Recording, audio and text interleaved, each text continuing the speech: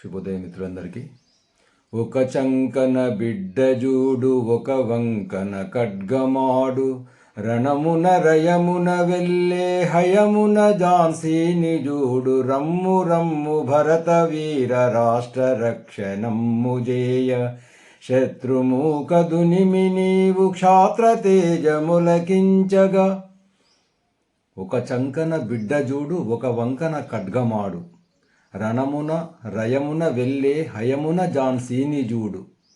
అంటే ఒక చంకన బిడ్డను ఎత్తుకున్నది, ఒక వంకన ఒక చేతిలో ఖడ్గాన్ని ధరించి రణమున అంటే యుద్ధ రంగం లోపట రయంగా వేగంగా వెళుతున్నటువంటి ఆ యొక్క వనితను చూడు అని అశ్వం మీద గుర్రం మీద వెళుతున్నటువంటి యుద్ధరంగంలో గుర్రం మీద ఒక చంకన బిడ్డనెత్తుకున్నది, ఒక చంకన అంటే ఒక చేతిలో ఖడ్గాన్ని బట్టి యుద్ధరంగంలో చాలా వేగంగా గుర్రం పైన వెళ్తున్నటువంటి వనితను చూడు అని ఒక కవి ఈ పాటలో రాయడం జరిగింది.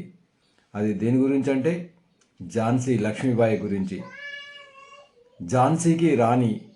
మరి ఆ యొక్క ఝాన్సీ లక్ష్మీబాయి వీర వనిత, ధీర వనిత, స్వాతంత్ర సమర యోధులారు. మొదటి స్వతంత్ర సంగ్రామం లోపట మరి ఎంతోమంది స్వతంత్రం కొరకు పోరాటం చేసినటువంటి గొప్ప వీరుల లోపట ధీర వనిత ఝాన్సీ లక్ష్మీబాయి. అసలు ఏంటి ఝాన్సీ లక్ష్మీబాయి? అందరు కూడా ఝాన్సీ జయంతి, ఝాన్సీ లక్ష్మీబాయి జయంతి అని అంటుంటారు. అసలు ఆమె కథ ఏంటి అసలు సూక్ష్మంగా తెలుసుకుందాం ఈరోజు ఝాన్సీ లక్ష్మీబాయి గారి జయంతి సందర్భంగా ఆ వీర వనితకు పుష్పాంజలి ఘటిస్తూ. అయితే ఝాన్సీకి రాజు గంగాధర్రావు దేశ్ముఖ్. గంగాధర్రావు అనేటువంటి ఒక రాజు పరిపాలించేటువంటి వ్యక్తి. అయితే ఆ గంగాధర్రావు పెళ్లి చేసుకున్న తర్వాత మరి ఝాన్సీ లక్ష్మీబాయి గంగాధర్రావును పెళ్లి చేసుకున్న తర్వాత కొద్ది కాలానికే గంగాధర్రావు చనిపోవడం జరిగింది. చనిపోయిన తర్వాత మరి అప్పుడు బ్రిటిష్ వాళ్ళు పరిపాలిస్తున్నారు ఆ కాలం లోపట. అయితే మరి భర్త మరణించాడు కాబట్టి అప్పుడున్నటువంటి బ్రిటిష్ సిద్ధాంతం ప్రకారము మరి బ్రిటిష్ పాలకులకే ఆ రాజ్యం వర్తిస్తుంది అనేటువంటిది ఒక సిద్ధాంతం. అదే రాజ్య సంక్రమణ సిద్ధాంతం.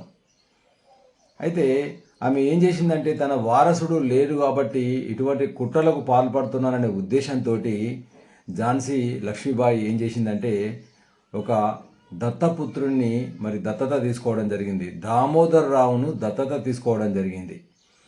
అయితే అప్పుడు బ్రిటిష్ వాళ్ళు ఏం చేశారంటే ఈ రాజ్య సంక్రమణ సిద్ధాంతం లోపల మరి దత్తత వర్తించదు అనేటువంటి కుటిల పన్నాగాన్ని పనడం జరిగింది.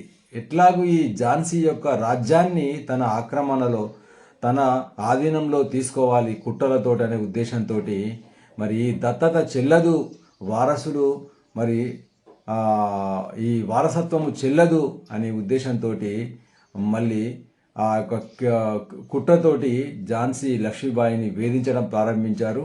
నీ రాజ్యాన్ని బ్రిటిష్ వాళ్ళ పాలకులకు అందించాలి, మరి మా ఆధీనంలోకి తీసుకురావాలనేటువంటి షరతును విధించడం జరిగింది. అప్పుడు ఇక లాభం లేదనుకున్నటువంటిది రాజ్య సంక్రమణ సిద్ధాంతం అనేటువంటిది ఒక బూటకము. మీరు బ్రిటిష్ వాళ్ళు చాలా కుట్రలకు పాల్పడుతున్న ఉద్దేశంతో అప్పుడు ఎలాగైనా సరే దీన్ని ఎదిరించాలనే ఉద్దేశంతో తన యొక్క భర్త మాటలు గుర్తుకొచ్చాయి. అప్పుడు తన భర్త చనిపోతూ ఏం చెప్పాడంటే, నేను నిన్ను ప్రేమించడానికి ముందు ఈ దేశాన్ని ప్రేమించాను, ఈ ఒక్క మాట గుర్తుంచుకో లక్ష్మి అని చెప్పడం జరిగింది. తన భర్త యొక్క చివరి మాటలు గుర్తుకొచ్చేసి ఇక లాభం లేదనుకొని తన యొక్క పసికందు అయినటువంటి పసిపిల్లాడైనటువంటి దామోదర్ రావును చంకనెత్తుకొని మరి గుర్రం పైన ఎక్కి ఒక చంకన మరి ఖడ్గాన్ని ఆడిస్తూ మరి ధీరమైనటువంటి భీకరమైనటువంటి మరి పోరాటానికి సిద్ధమైంది. యుద్ధరంగం లోపల బ్రిటిష్ వాళ్ళను ఎదిరించడం జరిగింది. చూడండి ఎంత సాహస వనిత అంటే, ఎట్టి పరిస్థితులల్లా నా భర్తకి ఇచ్చిన మాటను నేను జవదాటను, ఆ మాట మీద నిలబడతాను, నా యొక్క ఝాన్సీ రాజ్యాన్ని బ్రిటిష్ వాడికి అప్పగించను అనేటువంటి ఉద్దేశంతో బ్రిటిష్ వాళ్ళతోటి భీకరంగా పోరాడింది. చివరకు మరి ఓడిపోయేటువంటి అంటే స్థితికి వచ్చేసింది. కానీ నేను బ్రిటిష్ వాళ్లకు చిక్కను, ఈ విదేశీ తొత్తులకు చిక్కను అనే ఉద్దేశంతో ఆ యుద్ధరంగం నుంచి మరి తాంతియా తోపే, నానాసాహెబ్ పీష్వాల దగ్గరికి వాళ్ళ యొక్క కుటీరాలకు వెళ్ళడం జరిగింది. అక్కడ కూడా బ్రిటిష్ వాళ్ళు దాడి చేయడం వల్ల అక్కడి నుంచి నేను ఎలాగైనా సరే బ్రిటిష్ వాళ్ళకు చిక్కనే ఉద్దేశంతో మరి స్వామి గంగాదాస్ ఆశ్రమానికి, గ్వాలియర్లో ఉన్నటువంటి గంగాదాస్ ఆశ్రమానికి చేరుకొని ఆ స్వామీజీ పాదాల చెంత మరి తన యొక్క తనువు చాలించడం అనేటువంటిది జరిగింది. ఈ విధంగా చిట్ట చివరి రక్తపు బొట్టు వరకు, చిట్ట చివరి శ్వాస వరకు కూడా తన యొక్క రాజ్యం కొరకు, తన దేశం కొరకు, తన ధర్మం కొరకు మరి తన ధర్మాన్ని నిర్వర్తిస్తూ మరి మరణం పొందినటువంటి ఝాన్సీ యొక్క రాణి లక్ష్మీబాయి యొక్క మరి జయంతి సందర్భంగా మరి ఈరోజు యువతరానికి మరి పిల్లలకు, రాబోయే తరానికి ఈ యొక్క ఇటువంటి మహాపురుషుల యొక్క, మహారాణుల యొక్క, మహనీయుల యొక్క చరిత్రలు అవసరం అనేటువంటి ఉద్దేశంతో మరొకసారి ఆ యొక్క వీరవనితకు నివాళులు అర్పిస్తూ జై శ్రీరామ్, జై ఝాన్సీ రాణి.